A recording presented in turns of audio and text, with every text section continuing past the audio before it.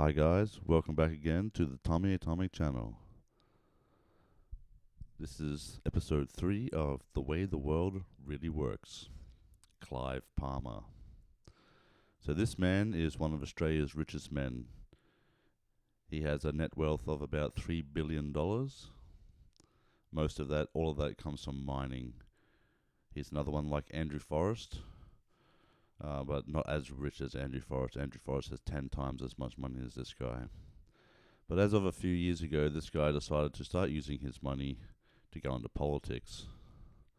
As you can see here, he's holding a rally, and half of Australia seems to, or not half, most of Australia seems to hate this guy. But yeah, as you can see from his rallies, he's got lots of people there. Now, he gets most of his money from one primary mine.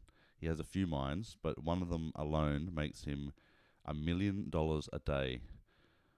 And over the last nearly 10 years, he's been running this mine. Or at least 4.5 to 6 years, he's been running this mine. He's made $1 million a day, so $365 million a year off this one mine. It's quite incredible.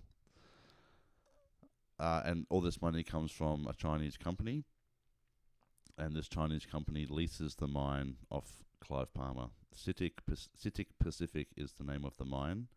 They're a Chinese company, and they mine magnetite. It's a rare element used in a few different machinery operations and making of stuff with metal. It's used to combine with metal to make different metals and stuff.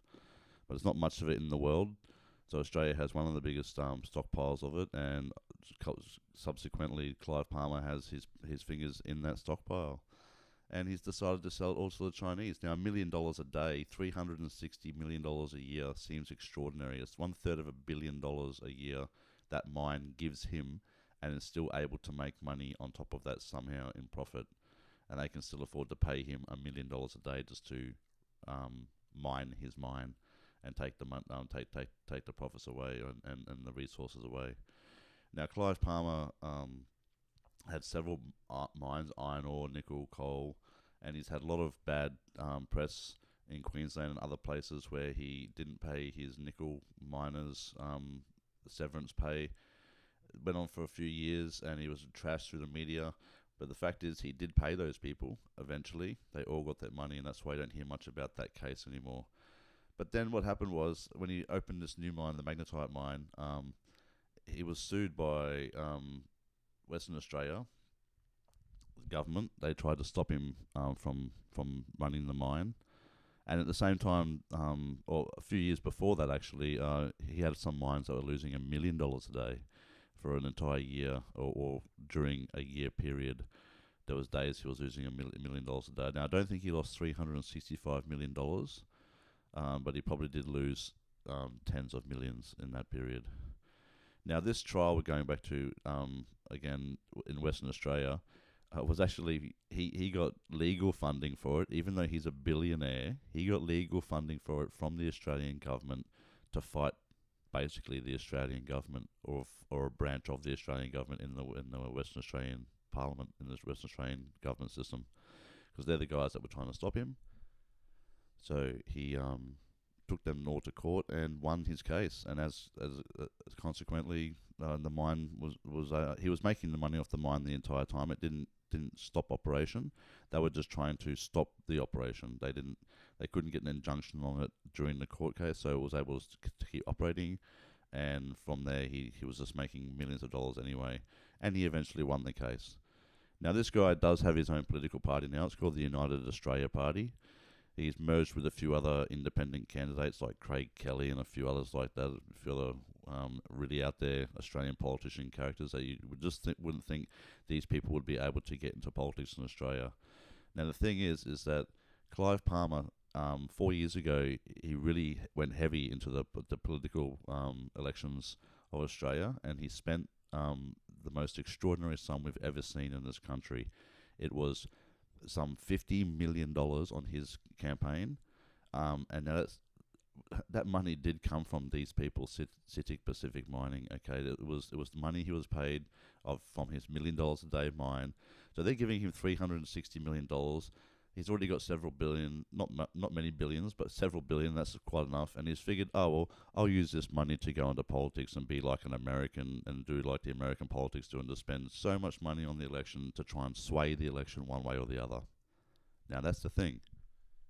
How do we know that CITIC Pacific Mining aren't paying Clive this $365 million to deliberately sway elections in Australia? It seems like they're giving him more money than the mine's actually worth. I don't know much about that. I haven't looked into it specifically. I could have. But it just seems extraordinary that they're giving him so much money, and now he's willingly spending a good portion of that on parliamentary campaigns in Australia.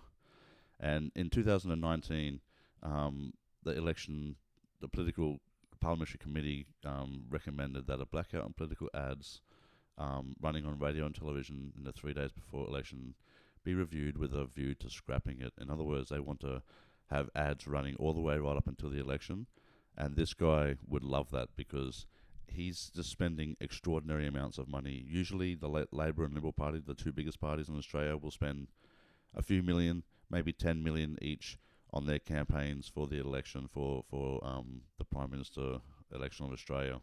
This guy spent 50 million in 1 year. That was several years ago. And since then, he's made more money again, and he's doing it all over again this year with his United Australia Party, like he did 4 or 5 years ago.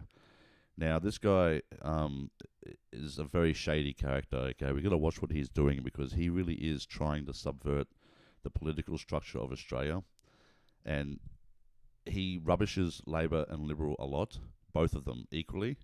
But the thing is that his party is aligned with the Liberal Party of Australia. So when you vote at come election time, if anybody votes for this guy, they will be voting for the Liberal Party.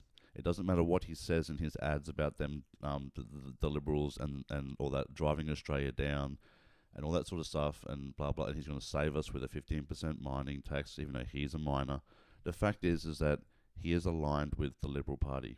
He could be aligned with either party at any time that he chooses, but into the election, he is aligned with Liberal. Now, this basically means you can take what he says in his ads for a grain of salt when he rubbishes both the big parties. He is out there to subvert the election in any way possible. It doesn't matter if he wins. He just wants to spend as much money rubbishing either side that he possibly can. Now, Clive Palmer has been doing this several times now in Australia, and all the money he's used for this has come from the mine that he's getting paid $1 million a day for. So it goes back into question, is he a Chinese spy? Is this guy the Chinese spy? You know? And so is this guy a spy? Is he being paid by the Chinese to deliberately subvert the Australian political structure? We'll have to see. It's very interesting what he's been doing over the last few years, the last nearly 10 years now, pushing this very, very hard and spending extraordinary amounts of money on it. Now, the thing is that he goes on about Liberal Labor Party rubbishes them, even though he's aligned with Liberals. And he also goes on about the Chinese being spies within Australia and trying to take over Australia.